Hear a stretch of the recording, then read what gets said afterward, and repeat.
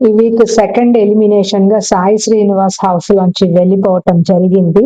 And నేను house లో ఉన్నప్పుడు నాగ్ సార్ మాట్లాడారు, పెండ్యులం మెంటాలిటీగా ఉండకు, ఎటువైపు ఉండాలో కరెక్ట్ గా డిసైడ్ అయ్యి అటువైపు ఉండు గానీ ఒకసారి ఇటు ఒకసారి అటు డెసిషన్స్ ఆ ట్రైన్ విషయంలోనే సుమన్ అని, రీతు అని, తర్వాత దివ్య అని, తర్వాత మ్యానిపులేషన్ జరిగినాక దివ్య అని పెట్టడం ఇదంతా జరిగింది. సో పెండ్యులం మెంటాలిటీ లాగా ఆ పెండ్యులం మెంటాలిటీ ఇంకా ఆయన కంటిన్యూ చేస్తున్నారంటే మీరు నమ్ముతారా? లాస్ట్ లో స్టేజ్ మీదకి వచ్చినాక కూడా ముగ్గురు రైట్ ముగ్గురు రాంగ్ పెట్టమన్నప్పుడు ఇమాన్యుయల్ ని, ధీమన్ ని అండ్ సుమన్ ని రైట్ పెట్టి ఇటు భరణిని, రీతుని, దివ్యాని రాంగ్ పెట్టారు.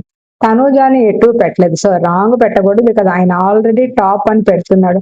సో రైట్ ప్లేస్ లో కూడా తనూజాని ఇక్కడ పెట్టకుండా ఆయన టాప్ ఇచ్చాడు తనూజకి. సో ఇదంతా కాంట్రడిక్టరీ అనిపించలేదా? మీరు నోటీస్ చేశారా ఈ విషయం? నోటీస్ చేస్తే కామెంట్ చేయండి. అండ్ ఎనీవే ఇప్పుడు బజ్ ఇంటర్వ్యూ కూడా చూసాం. బజ్ ఇంటర్వ్యూ అంటే ప్రోమో చూసాను. ప్రోమోలో చెప్తుంటారు నెక్స్ట్ దానికి కూడా నువ్వు అప్లై చేసుకోవచ్చు నెక్స్ట్ సీజన్ కూడా, ఎక్కడ నువ్వు కనిపించలేదు కాబట్టి అని నేను శివాజీ గారు అంటుంటారు. అండ్ ఎనీవే సాయి శ్రీనివాస్ ఉన్నాడా, వచ్చాడా, పోయాడా కూడా ఎవరు అంతగా నోటీస్ చేయకండి. బిగ్ బాస్ హౌస్ లోంచి ఎగ్జిట్ అయిపోయాడు.